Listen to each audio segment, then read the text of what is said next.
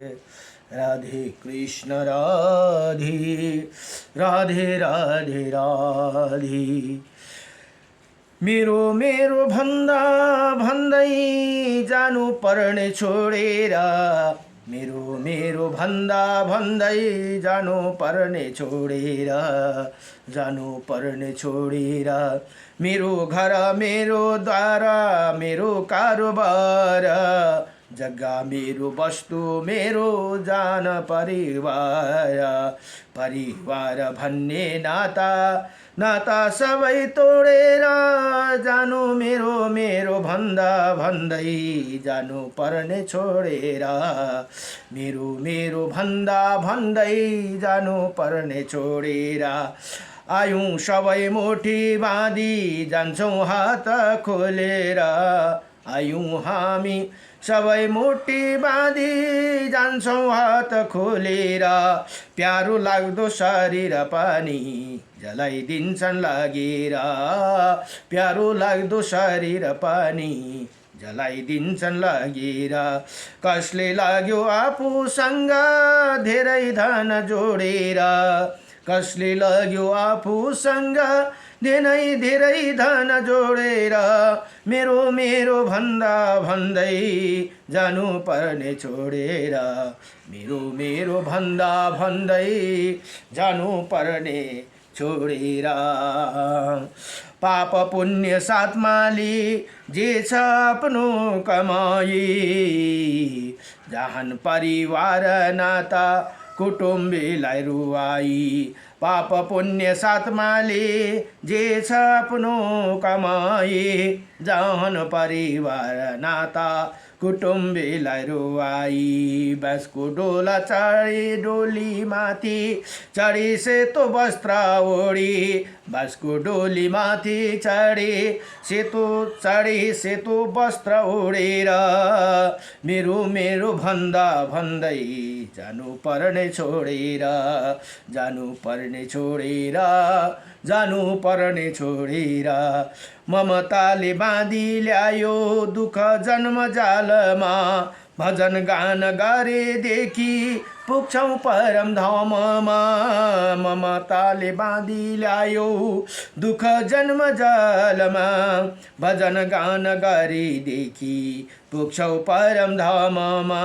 माया मोह शोक तृष्णादेखि मन मोडेर, मेरो मेरो भन्दा भन्दै जानु पर्ने छोडेर, जानु पर्ने छोडेर, जानु पर्ने छोडेर। नमो भगवते वासुदेवाय। माटोको बिछौना माटोको सिरानी, मिल्नु छ माटोमै बनेर खरानी, मिल्नु छ माटोमै बनेर खरानी। तेरो मेरो भन्दै जगमा खेल्दै, मुक्तिको पता छोडे भावनामा भुल्दै। तेरो मेरो भन्दै जगमा खेल्दै, मुक्तिको पता छोडी भावनामा भुल्दै। प्रभु सुमिरन बिना बित्यो जिन्दगानी, प्रभु सुमिरन बिना बित्यो जिन्दगानी। आउँछ काल चक्र घुमाउँदै, लान्छ यसले सबलाई चुडाउँदै, लान्छ यसले सबलाई चुडाउँदै।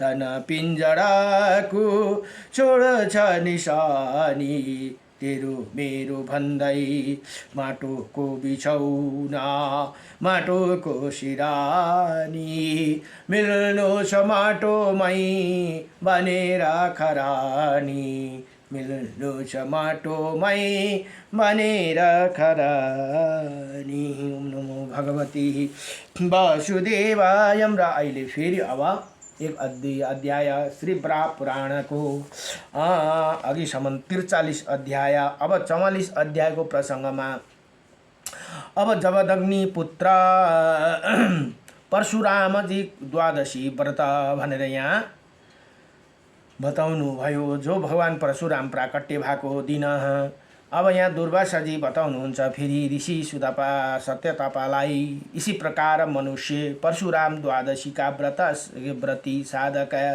वैशाख यो कहिले पर्दछ त परशुराम द्वादशी भन्दा अब अघि चैतमा पऱ्यो भने वैशाख मासको शुक्ल पक्षको पूर्वत नियम अनुसार शुक्ल पक्षको एकादशीको भोलिपल्ट द्वादशी पर्दछ। सङ्कल्प त्यहीलाई जमदग्नि परशुराम द्वादशी भनेर बताइन्छ।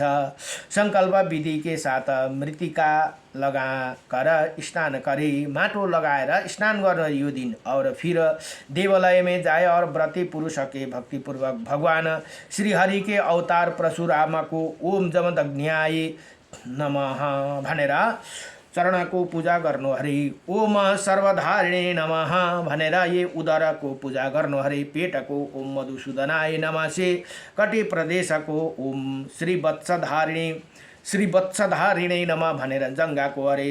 ओम क्षेत्रीय क्षेत्रान्तकाय नमः से भुजाओं को ओम कंठाय नमः भनेर कुहिनो को ओम पंचजन्याय नमः भनेर शंख को ओम सुदर्शनाय नमः भनेर चक्र को और ओम ब्रह्मांड धारिणी नमः भनेर शिरोदय देश की पूजा करे। इसके बाद पहले की ही तरह सामने एक कलश स्थापित करे। उसके ऊपर भगवान परशुराम की मूर्ति स्थापित कर पूर्वत नियम अनुसार 2 वस्त्र से उसे आच्छादित करे। कलश पर बासु के बने पात्र में परशुराम जी के आकृति वाले सुवर्ण की प्रतिमा स्थापित करे। प्रतिमा के दाहिने हाथों में फरसा धारण करे और फिर उसकी पुष्प चंदन एवं अर्घ आदि से उपचार पुष्प पूजा के भगवान के सामने श्रद्धा भक्ति पूर्वक पूरी रात जागरण करे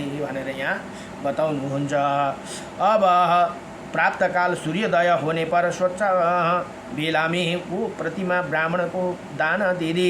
इसी प्रकार नियम पूर्व व्रत करने से जो फल प्राप्त होते हैं उसे सुनो। प्राचीन समय की बात है, वीरसेन नामक एक पराक्रमी तथा भाग्यशाली राजा थे जो पुत्र प्राप्ति के लिए तीव्र तपस्या कर रहे थे। महर्षि यज्ञवल्क्य का आश्रम वहाँ से निकट थी और अतः एक दिन वो उन्हें देखने आए और तेजस्वी ऋषि का पास आते देखकर राजा वीरसेन के हाथ जोड़कर खड़े हो गए और उनके विधिवत स्वागत किया। तत्पश्चात यज्ञवल्क्य मुनि ने पूछा, हे धर्मज्ञ राजन, तुम तप करने का क्या प्रयोजन है? तुम कौन सा कार्य करना चाहते हो? अब राजा वीरसेन ने कहा, हे महर्षि, मैं पुत्रहीन हूँ, मुझे कोई संतान नहीं। हे द्विजावर, इसी कारण तपस्या द्वारा आपके शरीर को मैं सुखाना चाहता हूँ। यज्ञवल्क्य जी भन्नुहुन्छ, यहाँ बोले बताउनुहुन्छ, हे राजन, तपस्या में बड़ा कलेश उठाना पड़ता है, अतः तुम ये विचार छोड़ दो। मैं तुम्हें अत्यंत सरल उपाय बताता हूँ, उसे करने से तुम्हें अवश्य पुत्र प्राप्त हो जाएगा भनेर यहाँ यज्ञवल्क्य मुनि ती राजा वीरसेनलाई बताउनुहुन्छ। फिर उन्होंने उसी यशस्वी राजा को इसी वैशाख मास के शुक्ल पक्ष होने वाला इसी परशुराम द्वादशी व्रत का बतलाया। पुत्र की अभिलाषी रखने वाला राजा वीरसेन ने भी अपनी पूर्ण विधि के साथ ये व्रत संपन्न किया। फलस्वरूप उन्हें राजा नल जैसे परम धार्मिक पुत्र प्राप्त हुई, जिन पुण्य श्लोक राजा की कृति अब तक संसार में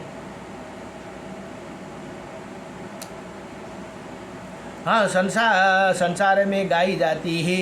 इस व्रत के फल का प्रसंग में उल्लेख्य मात्र हुआ वस्तु जो ये व्रत करता है उसे सुपुत्र तथा जीवन भर विद्या, श्री और कांति ये सुलभ हो जाते हैं और परलोक में उसे जो सुख होते हैं वो कहता हूँ, सुनो। इसी व्रत को करने वाला व्यक्ति एक कल्प तक अप्सराओं को साथ आनंद करते हुए ब्रह्मा जी के लोक में रहते हैं। फिर उसे जब पुनः सृष्टि आरंभ होते तब वो चक्रवर्ती राजा होते हैं और 30,000 वर्षों की लंबी आयु प्राप्त होती है भनेर यहाँ यति भनेर श्री वराह पुराण को 44 अध्याय में परशुराम द्वादशी व्रत का वर्णन।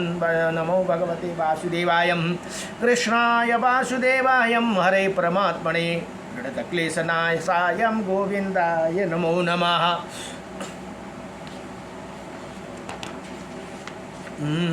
नमो भगवते वासुदेवाय नमः। अब यहाँ फेरि भन्नुहुन्छ श्रीराम एवं श्रीकृष्ण द्वादशी व्रत भनेर यहाँ बताउनुभयो। अब दुर्वासाजी भन्नुहुन्छ फेरि इसी प्रकार ज्येष्ठ मासको, अब यो ज्येष्ठ मास वैशाख जेठमा है, ये अहिले चल्दै गरेको महिना शुक्ल पक्ष श्रीराम द्वादशी व्रत होते हे। अहिलेको द्वादशी व्रत यो श्री शुक्ल पक्ष भनेको अब आउने जुन निर्जला एकादशीको भोलिपल्टको द्वादशी व्रत चाहिँ श्रीराम द्वादशी भनेर यहाँ बताउनुभयो। श्रीराम द्वादशी एवं श्रीकृष्ण द्वादशी व्रत भनेर यहाँ बताउनु हुँदैछ। अब श्रीराम द्वादशी व्रत होते हैं मनुष्य के चाहे वो संकल्प करके विधि के साथ विधिवत प्रकार के पवित्र पुष्पों से परम प्रभु परमात्मा की पूजा करे। ओम राम भीरा माया नमः कहकर श्री भगवान के दोनों चरणों की पूजा करे। ओम त्रिविक्रमाय नमः भनेर कटी प्रदेश की ओम घृत विश्वाय नमः भनेर यो उदर की ओम संवत्सराय नमः भनेर हृदय की ओम संवर्तकाय नमः भनेर कंठ की ओम सर्व अस्त्रधारिणी नमः भनेर भुजाओं की ओम पंचजन्याय नमः भनेर शंख की और ओम सुदर्शन चक्राय नमः भनेर चक्र की ओम सहस्त्र शीर्षे नमः भनेर भगवान शिव के प्रदेश की पूजा करे।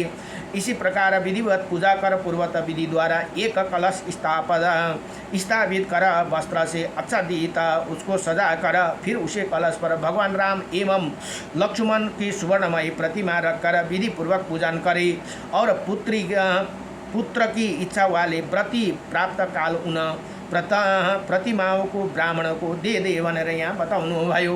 पहले पुत्र न होने पर महाराज दशरथ ने भी पुत्र की कामना से वशिष्ठ जी की बड़ी आराधना कर।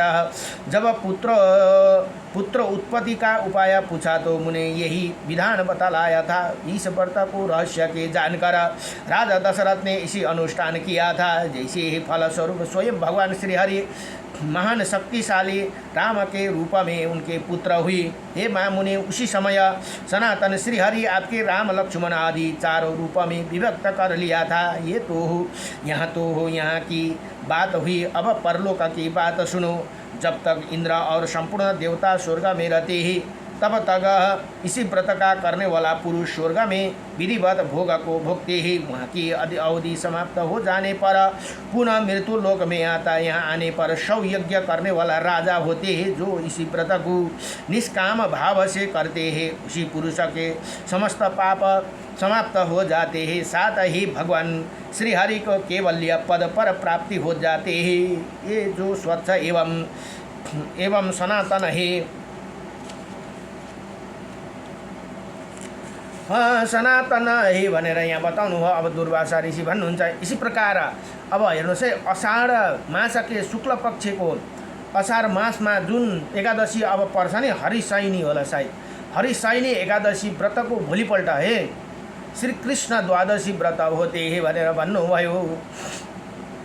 व्रत की चाहिए कि संकल्प करके विधि के साथ ओम चक्रपाणे नमः, ओम भूपतनये नमः, ओम पंचजन्याय नमः, ओम सुदर्शनाय नमः, ओम पुरुषाय नमः, ये मंत्र कहकर श्री कृष्ण रूपधारी भगवान श्रीहरि की क्रमशः भुजा कंठ शंख चक्र एवं श्री की पूजन करे। पूजा करने के बाद इसी प्रकार अग्रभाग में वो पूर्वत कलश स्थापित करे, वस्त्र आच्छादित कर दी। फिर वो उसके ऊपर सनातन श्रीहरि के चतुर्भुज रूप में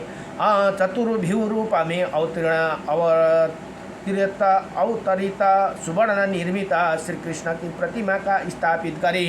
फिर चंदन एवं पुष्प आदि से उनकी विधिवत पूजा करे। तदंतर पूर्व की भांति और प्रतिमा वेदी पाठ ब्राह्मण को दान कर दे। इसी प्रकार नियम के साथ व्रत करने वाला जो पुण्य प्राप्त होते हैं उसे सुनो। यदुवंश में वसुदेव नाम का एक श्रेष्ठ कुशल पुरुष हुई।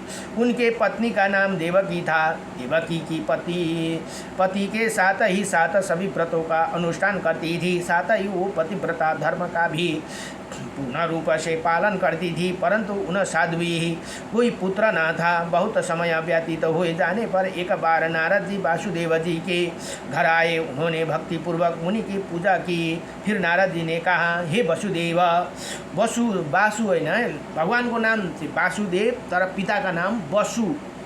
12 वालाई आकर लाउँदा वासुदेव भयो, वा मात्रै हुँदा वसुदेव भनेर पिताजी का नाम जो देवकी र वसुदेव हुन्।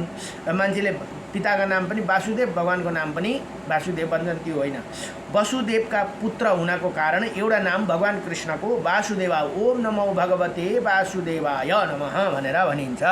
वह वसुदेव मैं देवताओं में से संबंधित एक कार्य बताता हूँ, उसे सुनिए भनेर यहाँ नारद मुनि बताउनुहुन्छ।